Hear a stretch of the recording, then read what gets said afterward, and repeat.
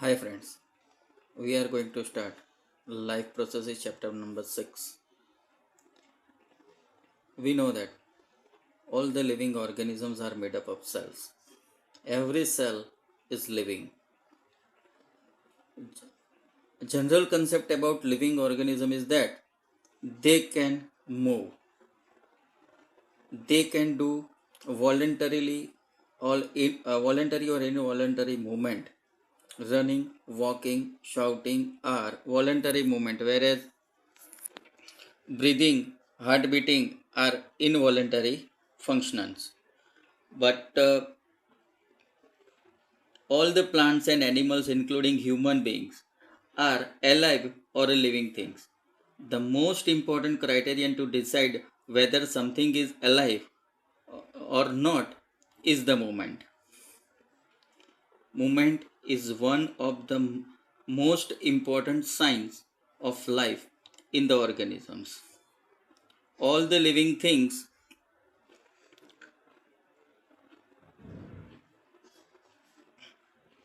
all the living things which are alive move by themselves without any external help. We consider that they are living. But what about plants? Plants do not move, but they are living. How can we say that? We, the movement is not visible in plants, but in plants, but in plants, they grow, and this growth is not visible. They can't move by themselves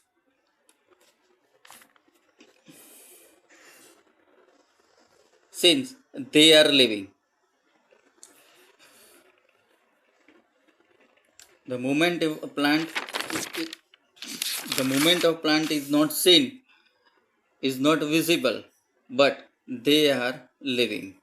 So, only visible movement is not a criteria that the organisms is living or not.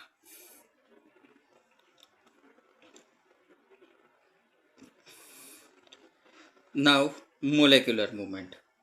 We know that every matter is made up of atoms, atoms made compound,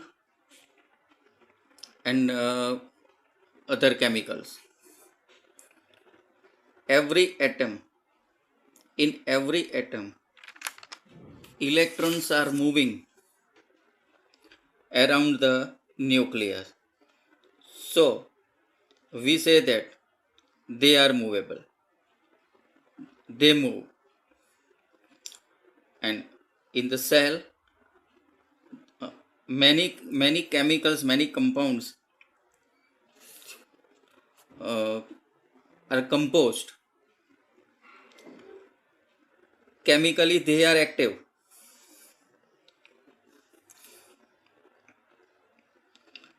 All the living things are made up of cells.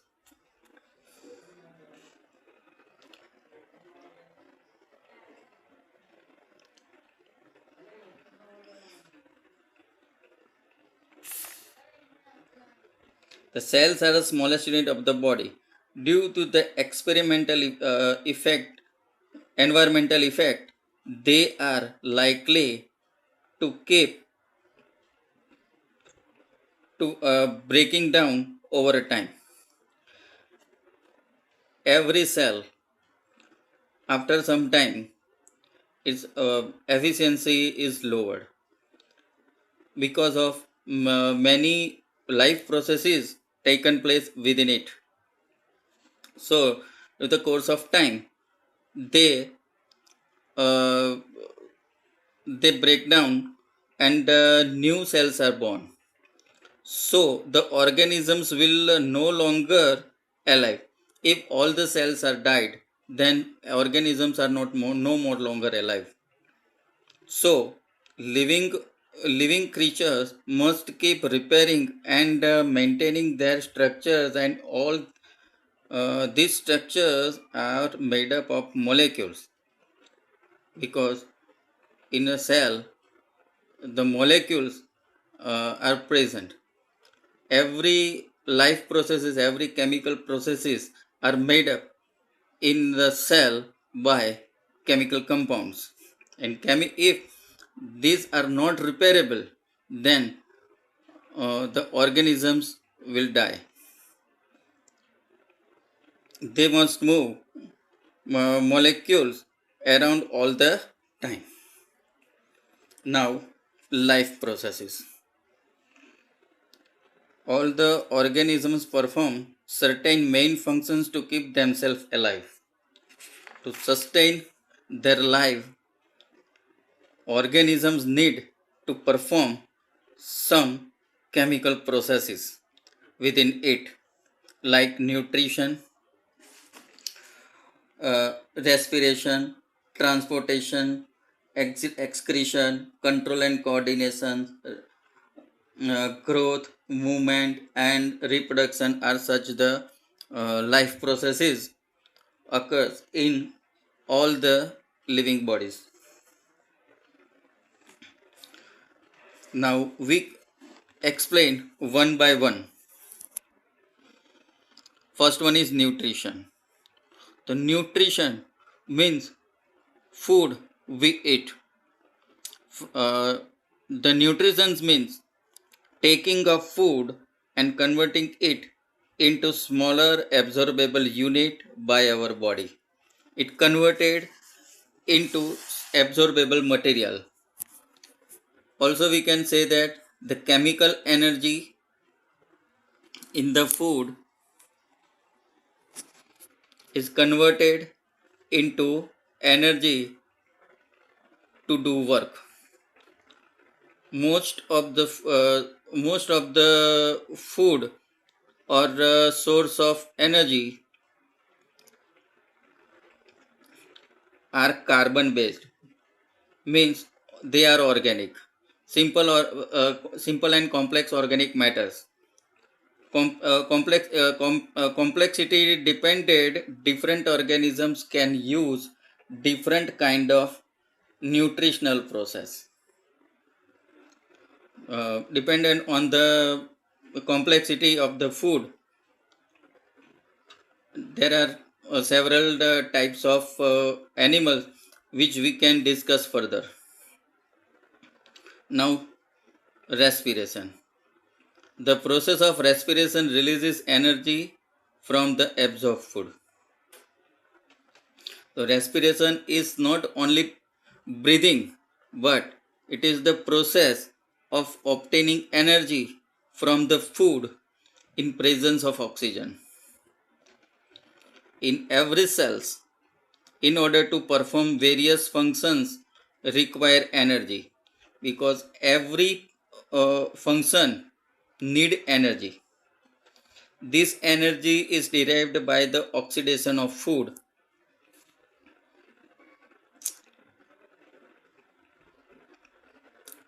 This energy is stored as an ATP, which we already discussed in standard 9. The full form of ATP is adenosine triphosphate. Oxidation of food taken place in present or absence of oxygen. If oxidation of food is using oxygen, the animals are called aerobic animals, and respirations takes place without oxygen. The oxidation of food without oxygen in the animals, they are anaerobic animals. Now transportation. Transport is the process through which absorbed substances are transported to various parts of the body. The absorbed material is transported to the various part of the body, to the every cell of the body. In multicellular complex organisms, transport of food and respiratory gases to all the cells of the body and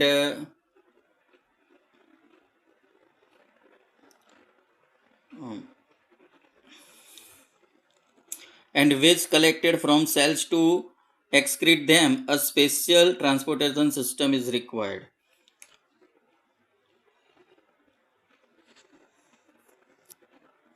In the simple and multicellular organism, entire surface of the cell in direct connect with the surrounding environment through their cell membrane. Cell membrane is directly connected to the environment. It is open for the open in the environment. So from all the directions, food is absorbed or excrete materials from the cell throughout the body. But in complex animals, the systems are different. In the simple and unicellular organism, entire surface of the cell is in direct contact with the surrounding environment. So, simple diffusion is enough to transport material. Diffusion diffusion is already discussed in standard 9. Uh, Now, excretion. Nitrogenous metabolic waste are discarded from the body by excretion process. Due to metabolic activity, many waste material is produced. Mostly nitrogen based waste material, which is the result of decomposition of proteins, and they are very dangerous to our body. It deposition of this material in the body is dangerous. So these materials should be discarded from the body. Simple unicellular organisms uh, remove waste remove waste by simple diffusion from the cell membrane. So cell membrane is functioning to discard this.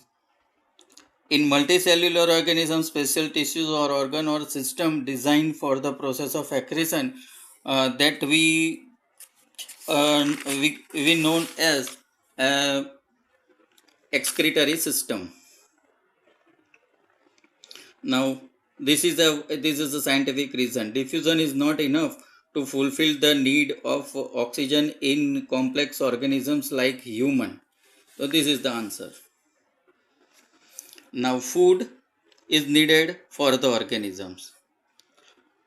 From food, we get energy. We means all the living organisms, either it is unicellular or multicellular, to do their work and to sustain the body. The energy is used in the this energy is used in the maintenance and for many voluntary and involuntary activities in the body. This energy is obtained by the breakdown of glucose. In each and every cell, the oxidation of glucose takes place, and due to breakdown of glucose, energy is obtained in the form of ATP. Now, types of animal according to the modes of nutrition.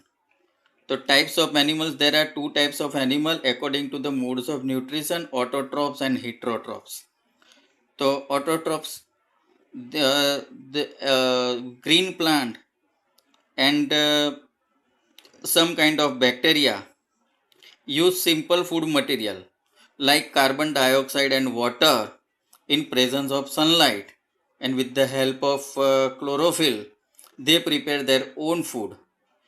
They are self-dependent living organisms.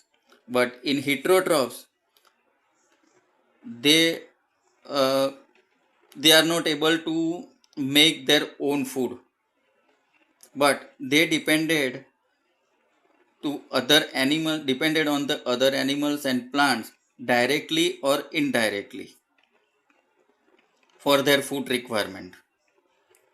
They cannot prepare their own food, but uh, heterotrophs takes the animals or plants and broken down the nutrients into simple molecules. To achieve this, they use biocatalysts called enzymes. So in their body, the food digestion takes place by enzymes, that is called biocatalyst. Okay, friends.